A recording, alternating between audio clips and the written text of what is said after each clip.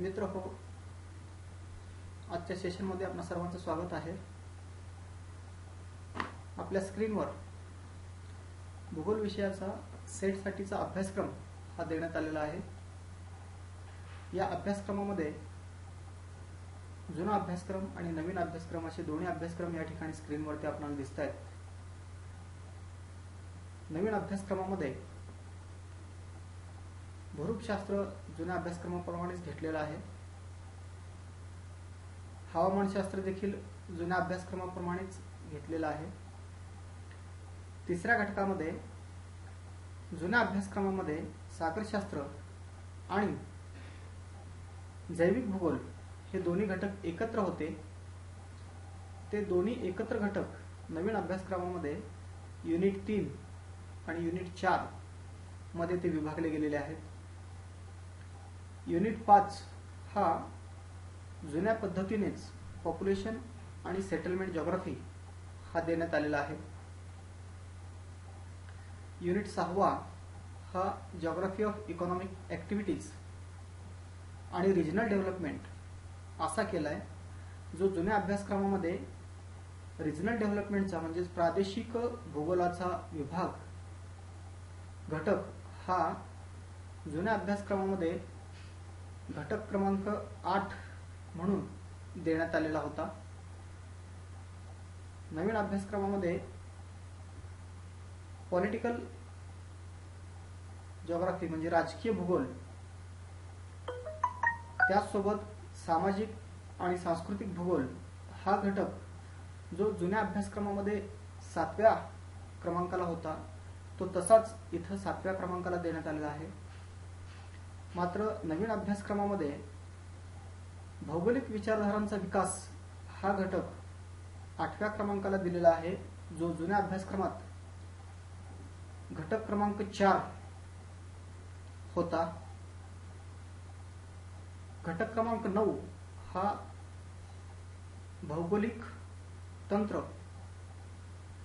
हा जो घटक आहे तो घटक पूर्वी 10व्या क्रमांकाला होता, तो आता 9व्या क्रमांकाला आलेला आहे।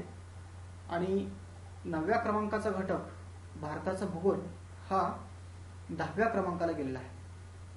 म्हणजे तसं पाहता या सेटच्या अभ्यासक्रमामध्ये फारसा काही बदल या कालावधीमध्ये झालेला नाहीये। फक्त जो कंटेंट त्यांनी वाढवलेला आहे त्या वाढवलेल्या कंटेंटनुसार आपणाला या ठिकाणी या परीक्षेचा अभ्यास करणं अतिशय आवश्यक आहे।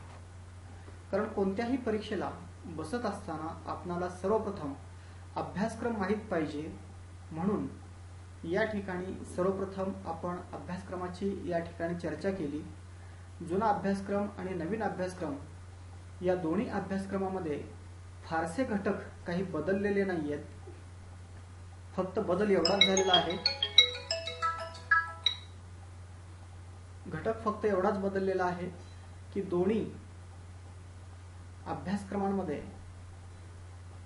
बदल काही नसून तो बदल केवळ फक्त घटक वर किंवा खाली असे सरकवण्यात आलेले आहेत। आजच्या दिवशी आपण युनिट क्रमांक 8 जो भूगोलाचा गाभा आहे त्या भूगोलाच्या गाभ्यापासून आपण सुरुवात करूयात। जिओग्राफिक थॉट भौगोलिक विचारधारांचा विकास।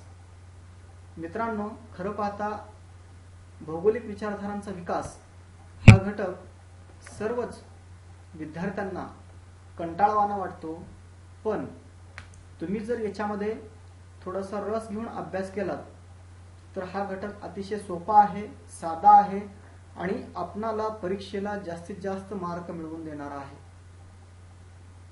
त्या अनुषंगाने त्या अभ्यासाने आपणाला जास्तीत जास्त मार्क मिळणार आहेत। त्यामुळं आपण या घटकाकडे जास्त निरखून परखून पाहिलं पाहिजे। काय आहे या घटकामध्ये तर ग्रीकांचं, रोमन लोकांचं, अरब लोकांचं आणि नव्यानेच चायनीज भूगोल तत्ववेत्त्यांचं योगदान काय आहे हे आपणाला पहिला घटक या ठिकाणी देण्यात आलेला आहे। यासोबत आपणाला भारतीय विद्वानांचा देखील या ठिकाणी अभ्यास करणं अपेक्षित आहे. काही विशेष भूगोल तज्ञांचा अभ्यास करण्यासाठी आपणाला दुसरा घटक देण्यात आलेला आहे. याच्यामध्ये कॉन्ट्रीब्युशन ऑफ जिओग्राफर्स, ज्याच्यामध्ये व्हेरेनिस आहेत, इमॅन्युअल कांट आहेत, अलेक्झांडर वॉन हम्बोल्ट आहेत, कार्ल रिटर आहेत, शेफर आहेत आणि हार्टशॉन आहेत. या सर्वांचा अभ्यास करत असताना आपणाला त्यांनी भूगोलात केलेल्या योगदानांचा विचार करणं अपेक्षित आहे. यांचे समकालीन जे सर्व भूगोल तज्ञ होते त्यांचा देखील आपण या ठिकाणी अभ्यास करणं अपेक्षित आहे. तिसरा घटक या ठिकाणी दिलेला आहे तो म्हणजे impact of Darwin theory on geographical thought. डार्विनच्या सिद्धांताचा भूगोलाच्या विचारावरती झालेला परिणाम. चौथा घटक आहे तो म्हणजे भारतीय भूगोल तज्ञांचा कार्टोग्राफीवरती, थेमॅटिक मॅपमध्ये आणि मेथोडॉलॉजिकल कॉन्ट्रीब्युशन काय आहे असं नव्याने हा एक घटक याच्यामध्ये ऍड करण्यात आलेला आहे. मेजर जिओग्राफिक ट्रेडिशन्स मध्ये आपणाला मानव आणि पर्यावरण यांचा अभ्यास करणं अपेक्षित आहे. एरिया स्टडीज म्हणजे प्रादेशिक भूगोलाचा अभ्यास करायचा आहे आणि स्पॅशियल स्टडीज म्हणजे अभिक्षेत्रीय अभ्यास करणं अपेक्षित आहे. Dualism in geographic thought, geographic studies, ज्याच्यामध्ये प्राकृतिक विरुद्ध मानवी भूगोल, प्रादेशिक विरुद्ध सिस्टमॅटिक जिओग्राफी, क्वांटिटेटिव्ह आणि क्वालिटेटिव्ह जिओग्राफी, आयडिओग्राफिक आणि नोमोस्थेटिक जिओग्राफी यांचा अभ्यास करणं अपेक्षित आहे. पुढचा मुद्दा आहे पॅराडाइम शिफ्ट. या पॅराडाइम शिफ्टचा जर आपण बारकाईने अभ्यास केला तर संपूर्णतः जिओग्राफिक थॉट आपणाला समजू शकते. म्हणून आपण सुरुवातच पॅराडाइम शिफ्ट पासून करणार आहोत. पर्स्पेक्टिव्हज इन जिओग्राफी, ज्याच्यामध्ये नवविचार प्रवाह जे भूगोलात आलेले आहेत त्या सर्व नवविचार प्रवाहांचा अभ्यास या ठिकाणी करणं अपेक्षित आहे. आता मी तुम्हाला म्हणल्याप्रमाणे आपण सुरुवात करतोय तो म्हणजे पॅराडाइम शिफ्ट पासून. थॉमस कुन नावाचा एक अमेरिकन शास्त्रज्ञ होता ज्यांनी पॅराडाइम शिफ्टची संकल्पना मांडलेली होती. ती पॅराडाइम शिफ्टची संकल्पना मांडत असताना त्यांनी स्क्रीनवर दिलेल्या आकृतीचा वापर केलेला होता, ज्याला म्हणलेला आहे खुन्स पॅराडाइम ऑफ सायन्स. त्यांचं असं म्हणणं होतं की कोणत्याही शास्त्राचा किंवा सामाजिक शास्त्राचा विकास होत असताना त्याचे विशिष्ट असे टप्पे पडत असतात आणि त्या टप्प्यानुसार त्या शास्त्राचा किंवा सामाजिक शास्त्राचा विकास हा वेगवेगळ्या पद्धतीने होतो. पहिल्या टप्प्यामध्ये त्यांनी असं म्हटलेलं आहे की प्री पॅराडाइम फेज. म्हणजे प्री पॅराडाइम फेज म्हणजे काय आहे की रूपावली आहे. थॉमस कुनच्या पॅराडाइम शिफ्ट संकल्पनेला मराठीमध्ये रूपावली हा शब्द आहे. तर प्री पॅराडाइम फेज म्हणजे काय की रूपावलीच्या पूर्वीची परिस्थिती कशा प्रकारची होती याचा अभ्यास त्यांनी सर्वप्रथम केला. नंतर त्यांना असं आढळलं की तिथून प्रेपोशनलिझम म्हणजेच एखाद्या विषयामध्ये व्यावसायिकरणाला सुरुवात होते आणि त्या व्यावसायिकरणाच्या माध्यमातून आपण रूपावलीच्या पहिल्या टप्प्यामध्ये म्हणजे पॅराडाइम फेज फर्स्ट याच्यामध्ये शिफ्ट होतो, आपण जात असतो. आणि ज्या वेळेस आपणाला असं लक्षात येतं की पॅराडाइम फेज फर्स्ट आलेलं आहे तर त्याच्यामध्ये बराच काळ, बराच वेळ अभ्यास करण्याची पद्धती एखाद्या विषयातील तशीच्या तशी राहिलेली असते. सर्वच तज्ञ, सर्वच विचारवंत हे एकाच पद्धतीने विचार करून वेगवेगळ्या संकल्पनेला यातून जन्म देत असतात. त्याच्यानंतर त्यांनी असं म्हटलेलं आहे की क्रायसिस फेज विथ रिव्होल्यूशन. एखादी उत्क्रांती होते, एखादी क्रांती होते, त्या क्रांती आणि उत्क्रांतीच्या माध्यमातून आपण पॅराडाइम फेजच्या माध्यमातून पॅराडाइम फेज सेकंड मध्ये पुन्हा प्रस्थापित होत असतो. त्यानंतर पुन्हा एकदा क्रायसिस फेज येतो, म्हणजे संघर्षाचा कालावधी येतो, आणि त्या संघर्षाच्या कालावधीमधून विचारसरणीमध्ये छोटे मोठे बदल व्हायला लागतात.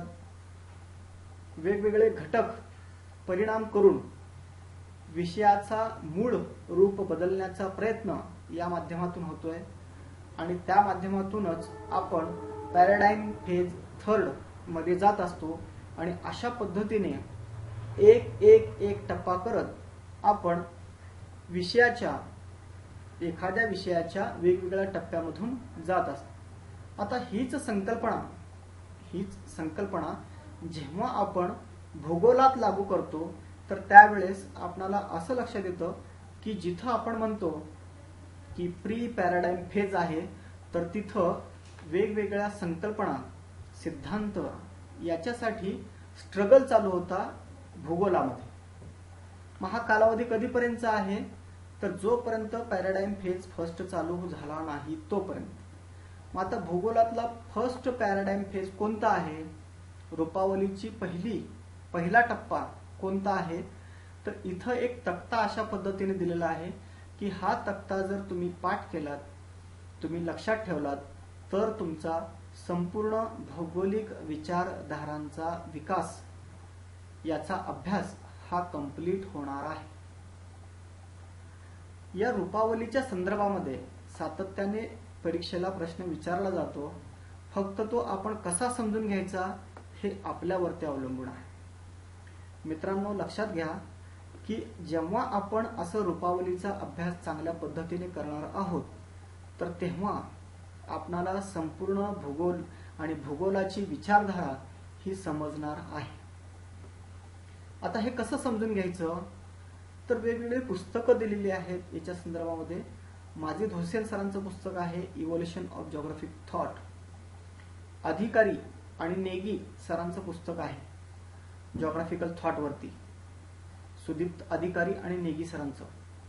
याच्यासोबतच आणखी एक पुस्तक आपल्याकडं भारतीय लेखकाचं आहे, जे इंग्रजीतलं आहे, ते देखील आपण या ठिकाणी रेफर करू शकतो. पण तरी देखील ही पॅराडाईमची संकल्पना लवकर क्लिअर होत नाही, कारण ही भाषा जी आहे ती आपल्याला थोडीशी अवघड वाटते. म्हणून मी या ठिकाणी तक्त्याच्या स्वरूपामध्ये या ठिकाणी मांडण्याचा प्रयत्न केलेला आहे. मराठीमध्ये जर विचारत असाल तर मराठीत फार कमी लिटरेचर या रूपावलीच्या संदर्भामध्ये उपलब्ध आहे.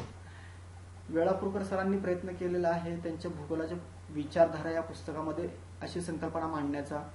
आणि त्याचसोबत दुसरे एक लेखक आहेत, ते म्हणजे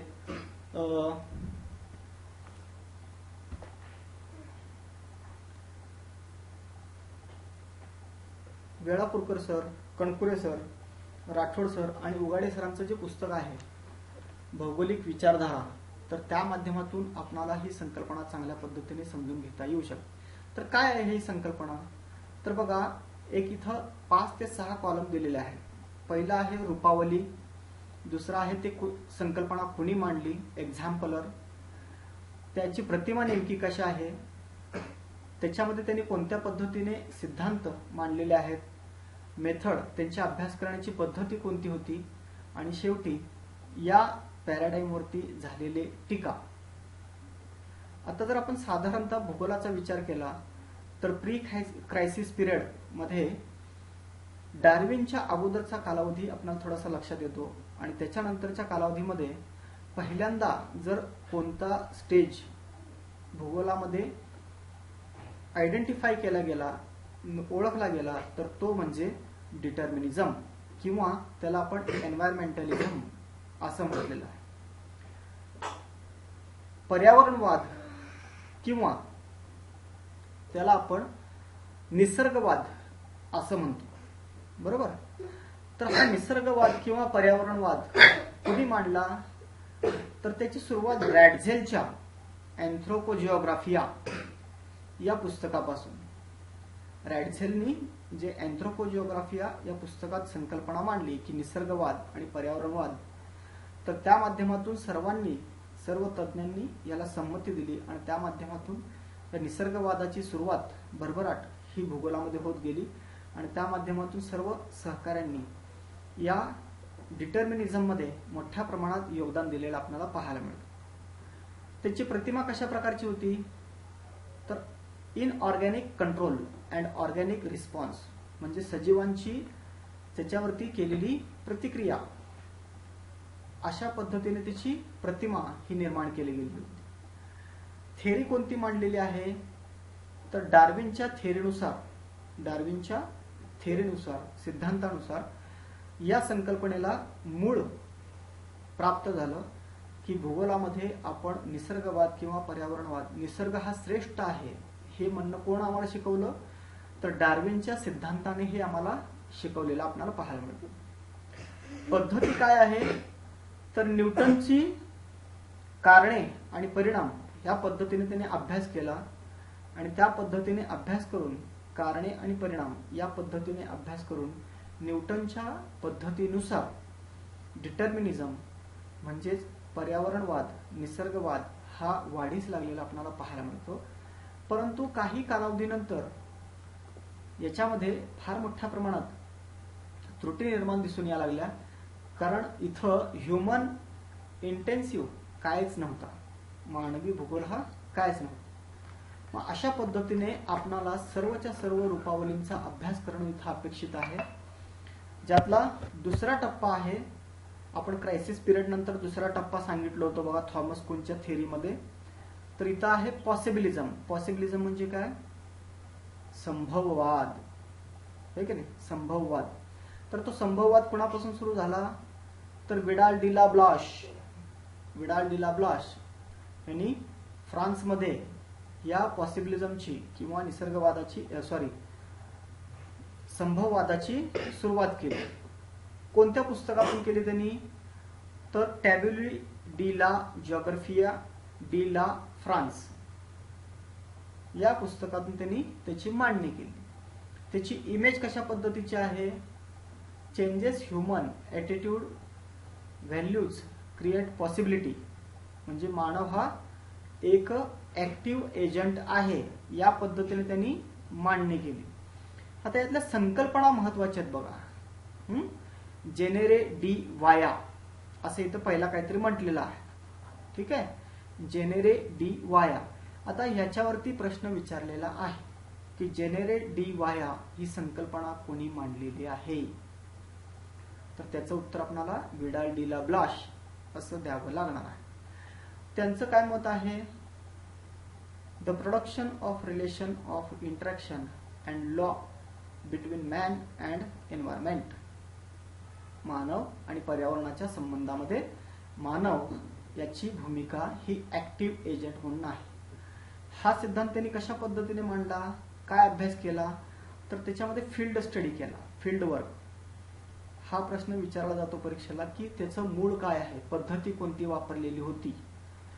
फील्ड वर्क, कीन स्टडी आणि कॉजल रिलेशनशिप, ठीक आहे, कारणे मीमांसा अशी विचारले जातात. मग आता इथं बघा ह्याचा दोष काय होता, तर दोष अशा पद्धतीचा होता की too much influence of reason. Page म्हणजे पायस ही संकल्पना इथं पुन्हा एकदा आपल्याला दिसून येते बघा. पायस ही संकल्पना म्हणजे पेज आपण त्याला म्हणतो, आणि या पेज मधूनच पुन्हा आपणाला प्रादेशिक भूगोलाकडे जाता येतं, ठीक आहे. म्हणजे त्याच्यानंतरची संकल्पना कोणती आहे, कोणती रूपावली रुजली भूगोलामध्ये, तर लँडस्केप पॅराडिगम, ठीक आहे ना, पॅराडाइम, लँडस्केप पॅराडाइम. आता ही लँडस्केप पॅराडाइम जी आहे ती कुणी मांडली, कार्ल सौर या तत्ववेत्याने किंवा स्कॉलरने मांडलेली आहे. कुठं मांडली, तर morphology of landscape and agricultural origin and dispersion या संकल्पनेमध्ये त्यांनी मांडलेली आहे. मग त्याची इमेज काय होती, time of fourth dimension in geography, ठीक आहे ना, लँडस्केप ऑफ व्ह्यू. इथं काय झालेलं आहे, भूदृश्याची निर्मिती झालेली आपल्याला पाहायला मिळते. भूदृश्याच्या माध्यमातून अभ्यास करणं या ठिकाणी अपेक्षित होतं. आता आपली गाडी कुठं चालली बघा, कल्चरल लँडस्केप. आता हा याच्यावरती 100दा प्रश्न आलेला आहे. कल्चरल लँडस्केप ही संकल्पना कोण मांडलेली आहे, है की नाही. मग कोणी मांडली तर कार्ल सौर यांनी मांडले, कल्चरल लँडस्केप, है की नाही. हा सिद्धांत कार्ल सौर यांनी मांडला. त्यांनी काय केलं, फील्ड वर्क केलं होतं, क्षेत्रभेटी दिल्या आणि त्या क्षेत्रभेटीच्या माध्यमातून ही संकल्पना लँडस्केप पॅराडाईम ही संकल्पना विकसित केली. मग याचा तोटा काय झाला, the inability to analyse social values and beliefs, हा त्याचा तोटा होता. मग त्याच्यानंतर काय झालं, पुढची संकल्पना रुजली जे म्हणजे कोरोलॉजिकल पॅराडाईम. ठीक आहे. तर ही कोरोलॉजिकल पॅराडाईम कोणी मांडलं, रिचर्ड हार्टशॉन. रिचर्ड हार्टशॉन म्हणजे क्षेत्रीय अभ्यास पद्धती इथं सुरू झालेली आहे. कुठं मांडली, nature of geography and perspective on the nature of geography. ही पुस्तकं तुम्हाला विचारतात परीक्षेला. ठीक आहे, ही पुस्तकं विचारतात. हार्टशॉननी कुठलं पुस्तक लिहिलं, साऊरनी कुठलं पुस्तक लिहिलं, विडाल डी ला ब्लासनी कुठलं पुस्तक लिहिलं. ठीक आहे. त्याच्यानंतर इमेज त्याची काय आहे, कोरोलॉजिकल परसिव्ड ॲज आयडिओग्राफिक सायन्स. थिअरी कुठली मांडली त्यांनी, फंक्शनल रिलेशनशिप. ठीक आहे. सिद्धांत काय सांगितला की कार्य कशा पद्धतीने चालतं. इथं काय आहे, फील्ड वर्क अँड मॅपिंग. इथं मॅप मोठ्या प्रमाणात बनवायला म्हणजे मॅपिंग करायला सुरू झालं मोठ्या प्रमाणामध्ये.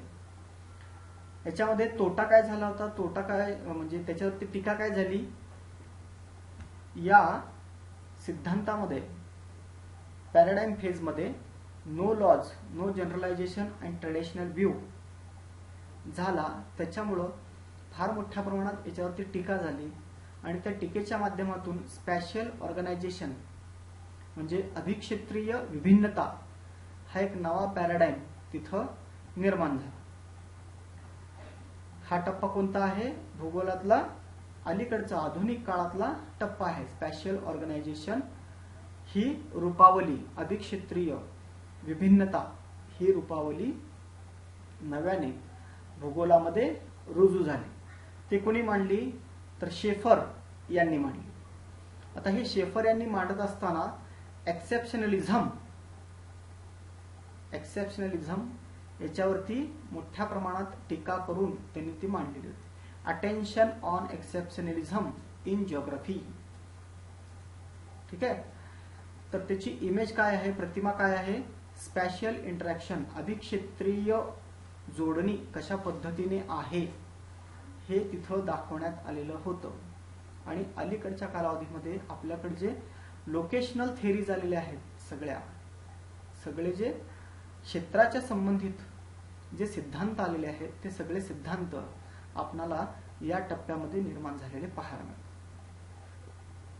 कोणती पद्धत वापरलेली आहे तर मॅथमॅटिकल वापरले, स्टॅटिस्टिक्स वापरायला सुरू झालेला आहे, क्वांटिटेटिव्ह टेक्निक आणि सायंटिफिक मेथड म्हणजे शास्त्रीय पद्धत ही वापरायला या कालावधीमध्ये सुरू झाली.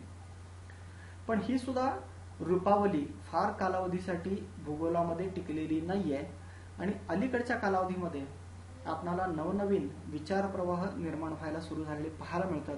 ते कशामुळे झालं तर या स्पॅशियल ऑर्गनायझेशन वरती म्हणजे अभिक्षेत्रीय विभिन्नता याच्यावरती मोठ्या प्रमाणात टीका झाली. का टीका झाली तर इथं सायन्सचा वापर केला गेला, इथं क्वांटिटेटिव्ह टेक्निक्सचा म्हणजे सांख्यिकी तंत्राचा फार मोठ्या प्रमाणात वापर केला गेला आणि त्यामुळं आपणाला धोका पोहोचतोय का काय, भूगोलाच्या मूळ विषयाला धोका पोहोचतोय का काय अशी शक्यता निर्माण झाली आणि त्या माध्यमातून आपणाला फार मोठ्या प्रमाणात टीका या अभिक्षेत्रीय विभिन्नता या रूपावलीवरती झालेली पाहायला मिळते. आणि त्या माध्यमातून अलीकडच्या कालावधीमध्ये वर्तणूक भूगोल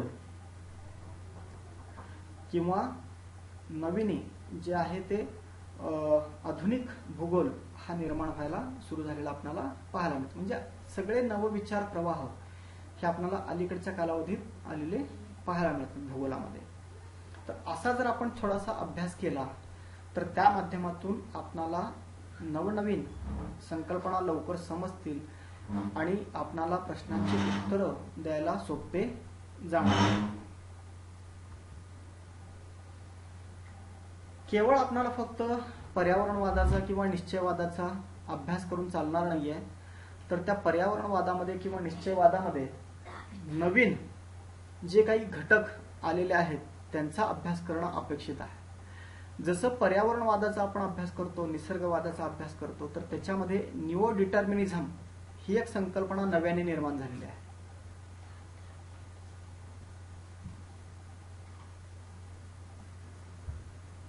ही संकल्पना ग्रिफिथ टेलर यांनी मांडली. तिथपर्यंत आपल्याला जाऊन पोहोचावं लागतं. ते ग्रिफिथ टेलरच्या नंतर कल्चरल डिटर्मिनिझम ही एक संकल्पना मांडलेली आहे, जी संकल्पना एडवर्ड उल्मन यांनी मांडलेली आपल्याला पाहायला मिळतं. आणि एन्व्हायरमेंटल डिटर्मिनिझम जे आपण अगोदर बघितलेलं आहे ते कार्ल रिटर यांनी मांडलेले होते. म्हणजे अशा पद्धतीने एन्व्हायरमेंटल डिटर्मिनिझम, कल्चरल डिटर्मिनिझम, न्यू डिटर्मिनिझम आणि डिटर्मिनिझम हे जे काही संकल्पना आहेत पर्यावरणवादाच्या संदर्भामध्ये किंवा निसर्गवादाच्या संदर्भामध्ये, त्या सर्व कोणी मांडल्या आणि कशा मांडल्या, कुठल्या स्थितीमध्ये मांडल्या याचा अभ्यास करणं या ठिकाणी अपेक्षित आहे. तसंच निश्चयवादाच्या संदर्भामध्ये आपल्याला सांगता येईल की निश्चयवादामध्ये प्रोबॅबिलिझम ही संकल्पना OHK स्पेट यांनी मांडली आणि पॉझिटिव्हिझम ही संकल्पना ऑगस्ट काम्ट यांनी मांडलेली आहे. आता या प्रोबॅबिलिझम वरती पण प्रश्न आलेला होता आणि पॉझिटिव्हिझम याच्यावरती देखील प्रश्न आलेला होता की या संकल्पना कोण मांडलेल्या आहेत. आणि कल्चरल डिटर्मिनिझम याच्या संदर्भाने पण एक प्रश्न विचारलेला होता की ही संकल्पना कोणत्या तज्ञाने मांडलेली होती. म्हणजे आपल्याला फक्त डिटर्मिनिझमचा निसर्गवादाचा अभ्यास करून चालणार नाही, तर त्याचे उपपैलू काय काय आहेत ते देखील अभ्यासणं गरजेचं आहे. त्यासोबत संभववादाचा देखील अभ्यास करून फक्त चालणार नाही, तर संभववादाच्या पुढचे टप्पे काय आहेत हे देखील आपल्याला अभ्यास करणं अपेक्षित आहे. म्हणजे अशा पद्धतीने आपल्याला या भौगोलिक विचारधारांच्या विकासामध्ये वेगवेगळे टप्पे, मुद्दे हे अभ्यासावे लागणार आहेत. आता आपण पुन्हा एकदा जाऊयात की आपल्या सिलेबसकडं की कॉन्ट्रिब्युशन ऑफ ग्रीक हा आपल्याला अभ्यासक्रमाचा एक मुद्दा आहे. तर त्याच्यावरती कशा पद्धतीचे प्रश्न हे परीक्षेमध्ये विचारले जातात. आता ग्रीकांचा जर आपण विचार केला तर ग्रीकांच्या संदर्भामध्ये जे काही 7-8 लोक तज्ञ आहेत, तर त्या तज्ञांचा समोर आपण जी हा जर इनिशियल लावला तर आपणाला चांगल्या पद्धतीने त्यांचे नावं लक्षात ठेवता येतील. कारण काय होतं, रोमन आणि ग्रीक हे दोन्ही तज्ञ एकमेकांमध्ये मिसळण्याची शक्यता जास्त आहे. तर त्यामुळं आपण ज्यावेळेस ग्रीक तज्ञांचा अभ्यास करतो तर त्यावेळेस त्यांच्या पुढे जी लावून टाका, आणि ज्यावेळेस आपण रोमन तज्ञांचा अभ्यास करतो तर त्यावेळेस त्यांच्या पुढे आर लावून टाका. उदाहरणार्थ इरॅस्टोस्थेनिस हे जर ग्रीक असतील तर आपण त्यांना काय म्हणूयात, इरॅटोस्थेनिस जी. थेल्स हे जर ग्रीक असतील तर आपण त्यांना काय म्हणू, थेल्स ऑफ मेलेट्स जी. म्हणजे काय होईल, ते चुकून पण रोमन मध्ये आपल्याकडून जाणार नाही. म्हणजे अशा पद्धतीने जर आपण अभ्यास केला तर ग्रीक हे ग्रीकांमध्ये राहतील, रोमन हे रोमनांमध्ये राहतील आणि आपणाला त्या माध्यमातून त्यांचा व्यवस्थित पद्धतीने अभ्यास करता येईल. काय प्रश्न विचारतात बघा, खालीलपैकी कोणती वैशिष्ट्य ग्रीकांचे योगदान असूनही मध्ययुगामध्ये विशेषतः युरोपात त्यांचा विसर पडला होता. मग आता हे टीओ नकाशे पण त्यांनी केलेले आहेत. जाळींच्या रेषांचा वापर करून नकाशांचे रेखाटन करण्याची क्षमता पण बनवलेली आहे. चार्टस आराखडे बनवण्याची कला पण केलेली आहे. मग कशाचा विसर पडला, तर पृथ्वीचा गोलाकार आणि त्याची परिमितीचे ज्ञान ह्याचं नंतरच्या कालावधीमध्ये विशेषतः विसर पडला होता. म्हणजे बघा इथं काय केलेलं आहे, ग्रीकांचं योगदान काय आहे हे आपल्याला माहित पाहिजे, पहिली गोष्ट. आणि त्याच्यानंतर प्रश्न काय विचारलाय, मध्ययुगामध्ये आणि विशेषतः युरोपात या कोणत्या गोष्टीचा विसर पडलेला होता. ठीक आहे, म्हणजे अशा पद्धतीने आपल्याला ग्रीकांचं योगदान पण या ठिकाणी माहित पाहिजे. आणि त्याच्या पुढे प्रश्न काय विचारलेला आहे त्यांनी, की मध्ययुगामध्ये कोणत्या गोष्टीचा विसर पडला.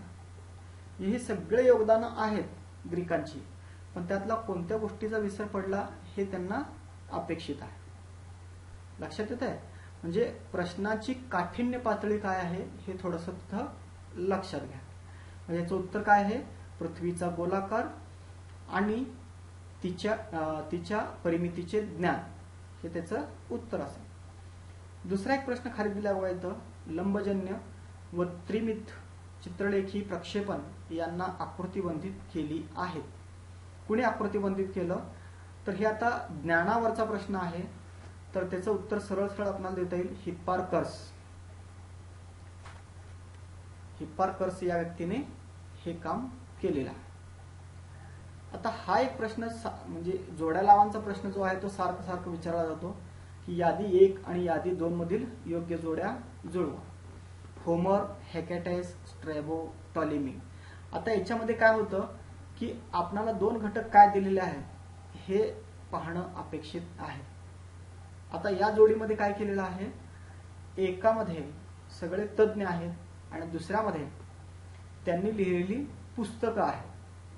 मग आता आपण पहिलं काम काय करायला पाहिजे, की जेवढे काही ग्रीक, जेवढे काही रोमन, जेवढे काही अरब, जेवढे काही नंतर आलेले हम्बोल्ट असतील, रिटर असतील किंवा आधुनिक भूगोलतज्ञ असतील, त्या सर्वांनी जे काही पुस्तकं लिहिलेली आहेत त्या सर्व पुस्तकांची आपण यादी बनवणं अपेक्षित आहे. आता इथं मुद्दाम काय केलेलं आहे, जुन्या लोकांची पुस्तकं विचारलेली आहेत, पण विचारलेली सगळी पुस्तकं आहेत ती पुस्तकं अतिशय महत्वाची आहेत, त्यामुळं आपणाला ती लक्षात ठेवणं अपेक्षित आहे. जेस प्युरिडिस हे पुस्तक 2 ते 3 वेळेस परीक्षेला विचारलेलं आहे. आपणाला माहित काय आहे, इलियाड अँड ओडिसी कोणी लिहिलं, होमरने लिहिलं. मग आता हे एला 3 ची जोडी कुठं आहे का ते पहिल्यांदा आपण बघूया. तर तसं 3 ठिकाणी आहे बघा, ए मध्ये पण आहे, सी मध्ये पण आहे आणि डी मध्ये पण आहे. त्याच्यानंतर आपल्याला काय माहित आहे, की हेकॅटायसने जेस प्युरिडस हे लिहिलेलं आहे. मग आता हे बी ला 4 कुठं आहे, तर केवळ सी मध्ये आहे. म्हणजे याचं पॉसिबल उत्तर हे सी असू शकतं. म्हणून आपण मग पुढचे पण तिथं कंटिन्यू करूयात. सी ला, स्ट्रॅबोला काय आहे, हिस्टॉरिकल मेमोरिया हे त्यांचंच पुस्तक आहे. आणि टॉलेमी, आउटलाईन ऑफ जिओग्राफी. टॉलेमीच्या संदर्भामध्ये सातत्याने कोणतं पुस्तक लिहिलेलं आहे हे परीक्षेला विचारलं जातं. अल्मागस्ट किंवा आउटलाईन ऑफ जिओग्राफी किंवा त्यांची जी ग्रंथसंपदा आहे ते आपण पाठ करून ठेवणं अपेक्षित आहे. केवळ त्यांचीच नाही तर सर्व तज्ञांची पुस्तकं हे आपण ठेवणं गरजेचं. हे 2 मार्काचा हातातला प्रश्न आहे आपला, तो जाऊ द्यायचा नाही, लक्षात घ्या. 2 मार्क आपल्याला इथं फिक्स हे पडायलाच पाहिजे. आता पुढचा जो प्रश्न आहे तो पण तसाच आहे बघा. कॉस्मोग्राफी या खंडाचे ऑर्नोग्राफी आणि जिओग्राफी अशा 2 भागात कोणी विभाजन केले. आता हे हॅम्बोल्टचं आहे, अलेक्झांडर वॉन हम्बोल्ट यांचा हा कॉस्मोग्राफी ग्रंथ आहे आणि त्याच्यामध्ये ऑर्नोग्राफी आणि जिओग्राफी असे त्यांनी 2 विभाग केलेले. आता एका परीक्षेला त्याच्या पुढचा प्रश्न विचारलेला आहे की ऑर्नोग्राफी या खंडामध्ये, या ग्रंथामध्ये त्यांनी कशाची माहिती दिलेली आहे आणि जिओग्राफी या खंडामध्ये, ग्रंथामध्ये त्यांनी कशाची माहिती दिलेली आहे. म्हणजे फक्त आपल्याला हम्बोल्ट अभ्यास म्हणून चालणार नाहीये. हम्बोल्ट या तज्ञाचा फक्त कॉस्मोग्राफी हा ग्रंथ अभ्यासून चालणार नाहीये, तर आपल्याला ऑर्नोग्राफी या ग्रंथामध्ये हम्बोल्टने काय माहिती दिली हे सुद्धा अभ्यासणं अपेक्षित आहे. यासोबत जिओग्राफी या ग्रंथात त्यांनी काय माहिती दिली, त्याचे खंड किती, याची पण माहिती अभ्यासणं गरजेचं आहे. टेरा इग्निटा म्हणजे काय? आता इथं चालू होतं बघा आपला रोमन कालखंड, ठीक आहे. म्हणजे रोमनच्या संदर्भात विचारले गेलेले कोणकोणते प्रश्न आहेत याचा थोडासा आपण अंदाज घेऊयात. टेरा इग्निटा ही संकल्पना आपणाला इंग्लिश पुस्तकांमध्ये लॅटिन म्हणजे इटालिक भाषेमध्ये लिहिलेली आपल्याला पाहायला मिळते. तसं मराठीमध्ये असं सुविधा अजून लिखाणामध्ये आलेली नाहीये. इटालिक केला फॉन्ट किंवा बोल्ड केला तर सगळेच पुस्तकं महत्वाची आहेत, सगळ्याच संकल्पना महत्वाच्या आहेत, म्हणून मराठी ग्रंथामध्ये तसं फारसं दिलं जात नाही. इंग्रजी ग्रंथामध्ये थोडंफार त्याची फायदा आपल्याला या ठिकाणी घेता येऊ शकतो. टेरा इग्निटा म्हणजे काय आहे? माहित नसलेला भूप्रदेश. जगाच्या भूभागाचे 3 खंडामध्ये उदाहरणार्थ युरोप, आशिया, लिबिया सर्वप्रथम कोणी विभाजन केले? आता याच्या संदर्भात जर माहिती द्यायचं असेल तर हेरोडोटस हा व्यक्तीने ही माहिती वेगवेगळ्या पद्धतीने दिलेली होती. कारण नकाशा बनवत असताना युरोप, आशिया आणि लिबिया असे त्याचे वेगवेगळे खंड केले होते. आता एनेक्झिमँडरने पण नकाशा दिलेला आहे, हिप्पार्कसने पण नकाशा दिलेला आहे, हेरोडोटसने पण नकाशा दिलेला आहे. हे तिन्ही लोकांचे नकाशे आपणाला डोळ्यासमोर आले पाहिजेत. हिप्पार्कस म्हणले की लगेच त्याचा नकाशा आपल्याला डोळ्यासमोर आला पाहिजे. एनेक्झिमँडर म्हणले की त्याचा नकाशा लगेच आपल्याला डोळ्यासमोर आला पाहिजे. आणि हेरोडोटस म्हणले की लगेच त्याचा नकाशा आपल्याला डोळ्यासमोर आलेला पाहिजे. इरास्टोस्थेनीसचं काम कुठं आहे तर तिथं आपल्याला इरास्टोस्थेनीसचं कामाच्या संदर्भामध्ये अधिकची माहिती ही घ्यावी लागणार आहे. म्हणजे अशा पद्धतीने या प्रश्नाचं उत्तर आपल्याला हेरोडोटस असल्याचं दिसून येतं. पुढचा प्रश्न आहे तो म्हणजे विषुववृत्त हे बृहत वर्तुळ आहे ही संकल्पना कोणाकडून मांडण्यात आली? इरास्टोस्थेनीसने काय काम केलेलं आहे? वर्तुळाची मोजमाप, परीख मोजण्याचं कामकाज जे आहे ते केलेलं आहे. हिप्पार्कसने काय केलेलं आहे? विषुववृत्त हे बृहत वर्तुळ आहे ही संकल्पना मांडलेली आहे. टॉलेमीने नकाशा दिलेला आहे, प्लुटोने तसंच काम केलेलं आपल्याला पाहायला. म्हणजे प्रत्येकाच्या संदर्भात आपल्याला माहिती गोळा करणं अपेक्षित आहे. कौन बनेगा करोडपतीमध्ये आता आपल्याला असंच थोडंसं लक्षात येतं बाबा कोणतं उत्तर नाहीये हे पहिल्यांदा आपल्याला बघावं लागतं. नदीच्या मुखाशी होणाऱ्या त्रिकोणाकृती संचयनासाठी डेल्टा ही संज्ञा सर्वप्रथम कोणी मांडली? हे पण काम हेरोडोटस यांनीच केलेलं आहे. आता हे हेरोडोटसला आणखी आपल्याला एक्सटेंड करून सांगता येतं की डेल्टा या संज्ञेसोबतच त्यांनी मृदेच्या संदर्भात पण चांगलं काम केलेलं आहे, गाळाच्या संदर्भात पण चांगलं काम केलेलं आहे. मृदा आणि गाळ ह्याचा जर प्रश्न आला तर तिथं आपल्याला हेरोडोटस हे उत्तर अपेक्षित असतं. खालील तत्वचिंतकांना त्यांच्या कार्यक्रमानुसार चढत्या क्रमाने मांडा. इराटोस्थेनीस, थेल्स, अरिस्टॉटल आणि हेरोडोटस यांचा कार्यकाल किती आहे हे देखील आपल्याला माहित असणं अपेक्षित आहे. असा प्रश्न 2019ला विचारलेला आहे. म्हणजे आता प्रश्न विचारण्याची सखोलता जी आहे ती अतिशय चांगल्या पद्धतीने आणि मोठी वाढत असलेली आपल्याला पाहायला मिळते. आता आपण अरब लोकांकडे जातोय. अरब कॉन्ट्रीब्युटर्स आहेत. पहिला हवामानाचा नकाशा संग्रह किताब उल अश्क कोणी तयार केला? तर त्याचं उत्तर आहे अल बलाखी. आता काही मोजकेच अरब तत्वचिंतक आहेत बघा. त्या मोजक्याच तत्वचिंतकांचा आपल्याला चांगल्या पद्धतीने अभ्यास करायचा आहे. हे आपल्याला फार घोळात घालतात, काय हरकत नाहीये, पण आपल्याला सारखं वाचून वाचून वाचून यांचा अभ्यास करणं अपेक्षित आहे. इथं पण आपल्याला असंच अभ्यास करायचा आहे. त्यांनी लिहिलेली पुस्तकं, त्यांचं योगदान असलेलं कोणतं क्षेत्र आहे. आता तशाच दृष्टिकोनातून पुढचा प्रश्न आलेला आहे बघा. इब्न खालदून यांचे प्रामुख्याने योगदान असलेले क्षेत्र हे कोणतं आहे? मग ऐतिहासिक भूगोलात कोण काम केलं, प्राकृतिक भूगोलात कोण काम केलं, प्रादेशिक भूगोलात कोण काम केलं, हे देखील आपल्याला अरबांच्या दृष्टीने विचार करणं अपेक्षित आहे आणि ह्याचा जर आपण अभ्यास केला तर मग आपण सांगू शकतो की इब्न खालदून यांनी मानवी भूगोलामध्ये काम केलेलं आहे. अरब भूगोल विचारवंताच्या योगदानाबाबत खालीलपैकी कोणते विधान अयोग्य आहे? कोणते विधान अयोग्य आहे? विश्वाच्या केंद्रभागी सूर्य आहे असे गृहीत धरले. आता ह्याचा काही संबंधच नाहीये अरब भूगोल विचारवंतांच्या योगदानामध्ये, कारण अरब सगळे जे आहेत ते सगळ्यांनी काय केलेलं आहे, चंद्राच्या माध्यमातून अभ्यास केलेला आहे. त्यामुळं विश्वाच्या केंद्रभागी सूर्य आहे असं गृहीत धरलेलं नाही. म्हणून त्याचं उत्तर सी हे असणार आहे. म्हणजे असे काही प्रश्न आपल्याला विचारलेले पाहायला मिळतील. लक्षात घ्या, अरबांच्या संदर्भामध्ये, अरब जॉग्राफरच्या संदर्भामध्ये 2016, 2016 आणि 2018 असेच काही मोजके प्रश्न विचारलेले आपल्याला पाहायला मिळतील. आता आपण जातोय कॉन्ट्रिब्युशन्स ऑफ जॉग्राफर्स. काही विशेष जॉग्राफर्स घेतलेले आहेत त्यांनी, ज्याच्यामध्ये हम्बोल्ट आहेत, रिटर आहेत, शेफर आहेत, हार्टशन आहेत. मग फक्त केवळ यांचाच आपण अभ्यास करायचा का? तर याच्यासोबत आणखी आपल्याला दुसऱ्या काही कॉन्ट्रिब्युशन करणाऱ्या जॉग्राफरची माहिती ही सोबत ठेवावी लागणार आहे.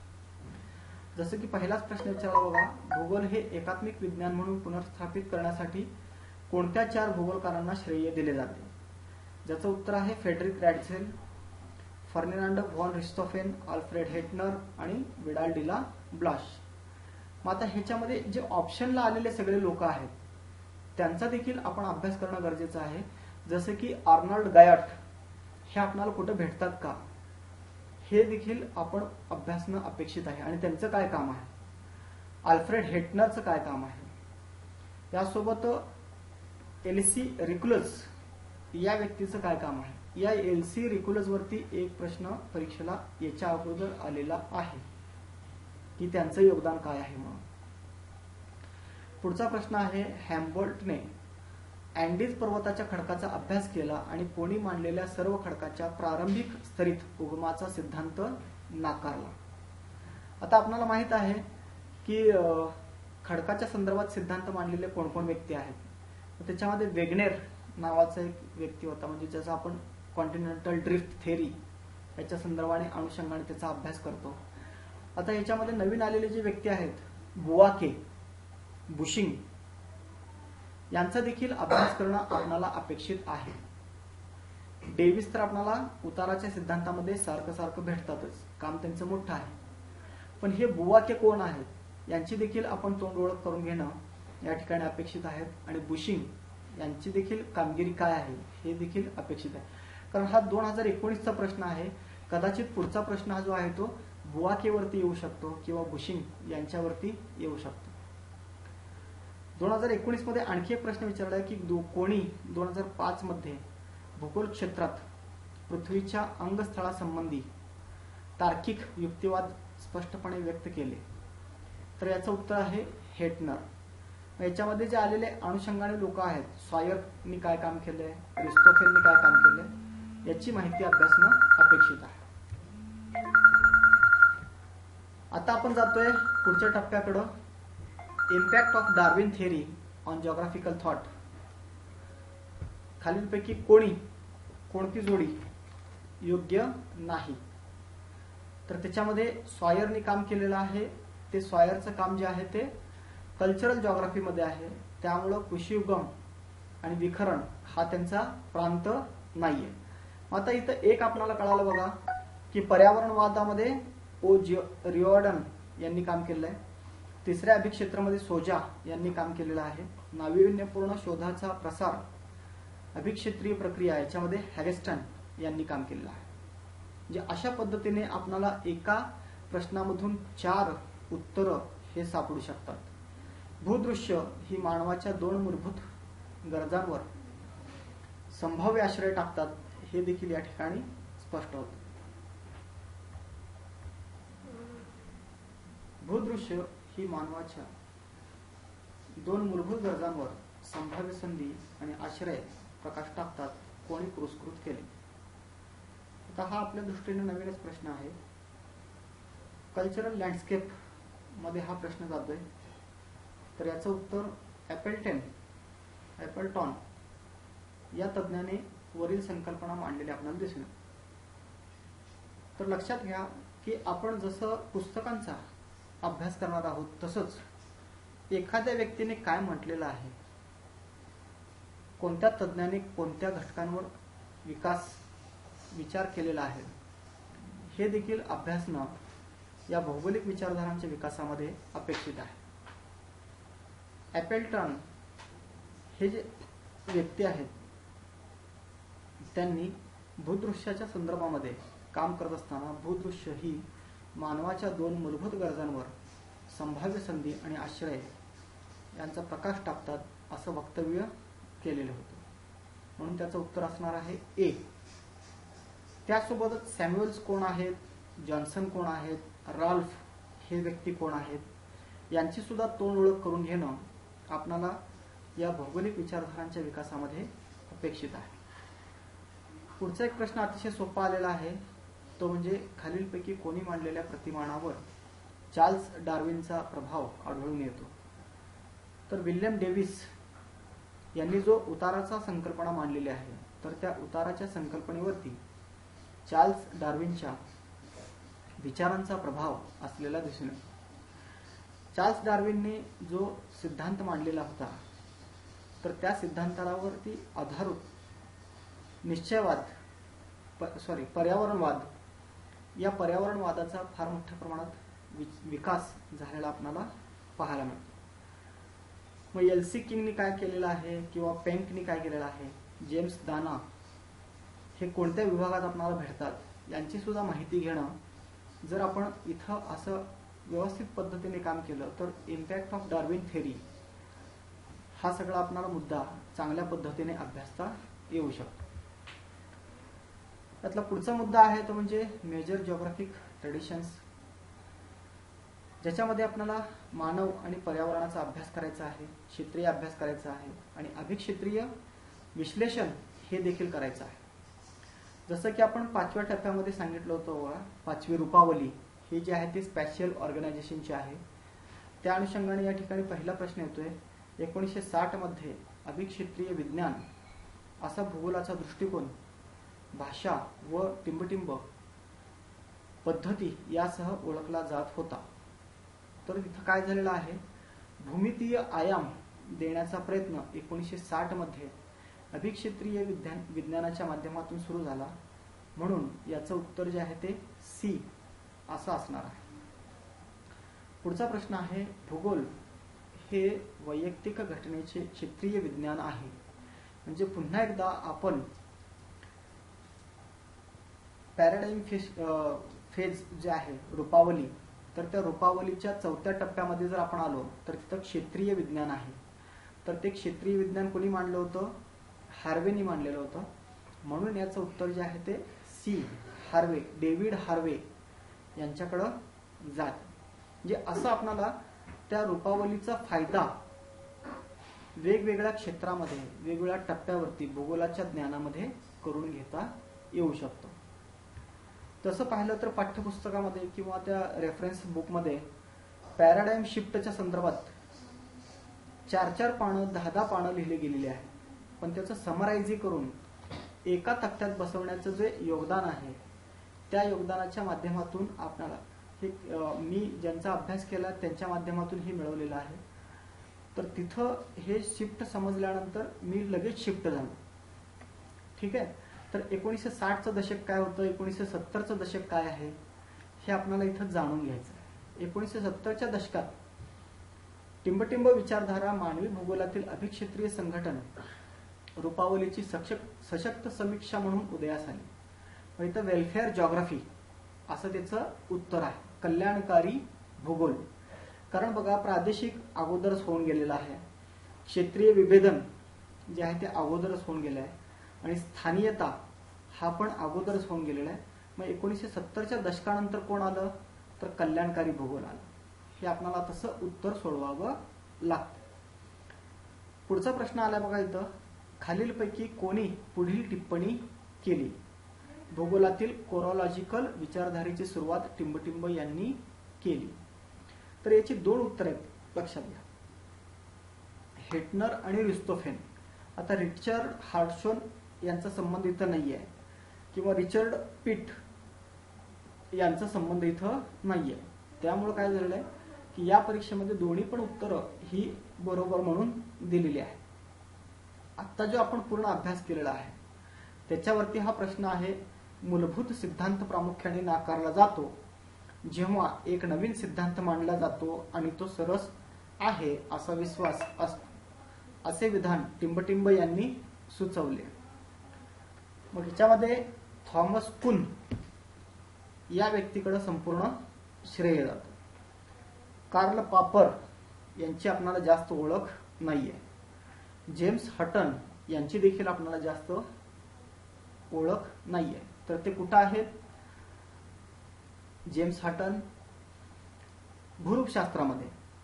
मग इथं मूलभूत सिद्धांत आणि नवीन सिद्धांत यांची विचारणा केली गेलेली आहे, म्हणून थॉमस कुन हे याचं उत्तर आहे. आता आपण जातोय नवविचार प्रवाहांकडे. भूगोलातील जे नवविचार प्रवाह आहेत त्या प्रवाहांकडे. पॉझिटिव्हिझम, बिहेवियरलिझम, ह्युमॅनिझम, स्ट्रक्चरलिझम, फेमिनिझम आणि पोस्ट मॉडर्निझम. आता याच्यावरती काही मोजकेच प्रश्न विचारलेले आपल्याला पाहायला मिळतील. जसं की मेंटल मॅप कोणी मांडला, नवीन एक व्यक्ती एक संकल्पना कोणती मांडलेली असेल तर त्याच्यावरती प्रश्न विचारलेला आपल्याला पाहायला मिळतो. 2016चा प्रश्न आहे तो विधान सत्य असत्य याच्या संदर्भात आहे, तो आपल्याला तिथं पाहायला मिळतोय. 27 नंबरचा जो प्रश्न आहे 2017च्या परीक्षेला, वॉलपोर्टचे कार्य टिंबटिंब यावर आहे, समाधानतेचे प्रारूप. आता याच्यामध्ये बघा, नफेखोर मानव कुठं जाणार याचा आपण विचार करणं अपेक्षित आहे. मेंटल मॅप, मानसिक नकाशे कोणी तयार केले हे आपल्याला माहीत असणं अपेक्षित आहे. आपत्तीची जाणीव आणि त्याच्यातून मांडला गेलेला भूगोलाचा नवविचार प्रवाह हा कोणी केला हे देखील माहीत असणं आपल्याला अपेक्षित आहे. मग त्यामुळं वॉलपोर्टचं कार्य कुठं आहे तर समाधानतेचे प्रारूप या ठिकाणी असलेलं आपल्याला पाहायला मिळतं. सखोल परिस्थितिकी ह्याच्यामध्ये काम केलेलं आहे तर आर्ने नायस या व्यक्तीने काम केलेलं आहे. हे सगळे आधुनिक विचारवंत आहेत बघा, आधुनिक अलीकडच्या कालावधीतले सगळे लोक आहेत. त्याच्यामुळे आपल्याला याचा जास्तीत जास्त अभ्यास करणं आवश्यक आहे. प्रत्यक्षवाद काय आहे, मानवतावाद काय आहे, परिवर्तनवाद काय आहे, अपवादात्मक वाद हा काय आहे. कारण बघा 2019चं परीक्षा असेल किंवा 2020ची परीक्षा असेल तर त्याच्यामध्ये वर जे विचारले गेलेले आहेत फेमिनिझम आणि पोस्ट मॉडर्निझम ह्याच्यावरती जास्त प्रश्न विचारण्याची टेंडन्सी असलेले आपल्याला जास्त दिसून येते. म्हणजे अशा पद्धतीने आपल्याला नवविचार प्रवाहांचा भूगोलातील अभ्यास करावा लागणार आहे की ज्या माध्यमातून सामाजिक वाद काय आहे, सर्व प्रकारचा स्त्रीवाद कुठं सापडतो, आहे का तो आपल्याकडं, क्रांतिकारी स्त्रीवाद काय आहे हे थोडंसं आपण लक्षात घेतलं तर त्या माध्यमातून ही प्रश्नांची उत्तरं सोडवणं आपल्याला थोडंसं सोपं जाईल. जुन्या परीक्षांना जे आहेत ते मेंटल मॅप किंवा वेलफेअर जॉग्राफी असे प्रश्न विचारले जात होते. आता अलीकडच्या कालावधीमध्ये ट्रेंड जो बदललेला आहे, नवनवीन विचार प्रवाह जे भूगोलामध्ये आलेले आहेत तर त्या भूगोलातील नवविचार प्रवाहांमध्ये आपणाला जास्तीत जास्त अभ्यास करून या नवीन विचारवंतांची माहिती करून घेणं अपेक्षित आहे. आणि त्याच्यावरती विचारलेले जे प्रश्न आपण चांगल्या पद्धतीने सोडवले तर मी जसं तुम्हाला सकाळी सांगितलं होतं की कठीण प्रश्न जर त्या कठीण प्रसंगातले आणि कठीण प्रश्नांची उत्तर आपण योग्य सोडवू शकलो तर त्या माध्यमातून आपण आपल्या मित्रांपेक्षा जास्त चांगले मार्क मिळवू शकतो. अशा पद्धतीने आपणाला नवनवीन संकल्पनांचा अभ्यास करणं अपेक्षित आहे. आता इथं काय प्रश्न विचारलाय बघा, असा निर्दिष्टित दृष्टिकोन कोणता आहे ज्यात तिथे काय आहे यापेक्षा त्याला काय पाहिजे असं अभ्यास केला जातो. तर त्याचं उत्तर आहे प्रमाणक स्थापक. आता हे जे सगळे शब्द आहेत ते शब्द बऱ्यापैकी आपणाला मराठीत थोडेसे अवघड वाटत असतील.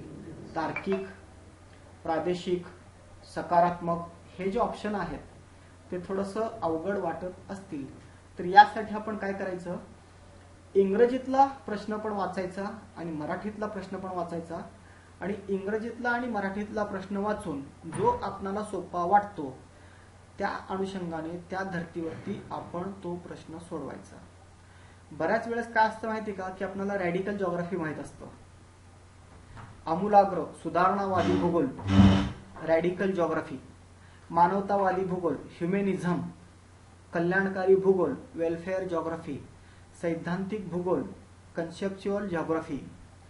म्हणजे असे जे यातला इंग्रजीचा शब्द आहे तो इंग्रजीचा शब्द काय आहे तो जर आपण थोडासा बघून ठेवला तर हा प्रश्न सोडवण्यासाठी आपल्याला थोडीशी मदत मिळताना आपल्याला दिसते. अशा पद्धतीने आपल्याला भौगोलिक विचारधारांचा विकास हा चांगल्या पद्धतीने अभ्यास करून सोडवता येऊ शकेल. आधुनिक सोबतच आपल्याला जुन्या देखील भौगोलिक विचारवंतांचा अभ्यास करणं या ठिकाणी अपेक्षित आहे. जर तुमच्या काही क्युरीज असतील तर त्या निश्चितच आपल्या ग्रुपवर शेअर करा, आपण त्याचं समाधान करण्याचा प्रयत्न करूया. धन्यवाद.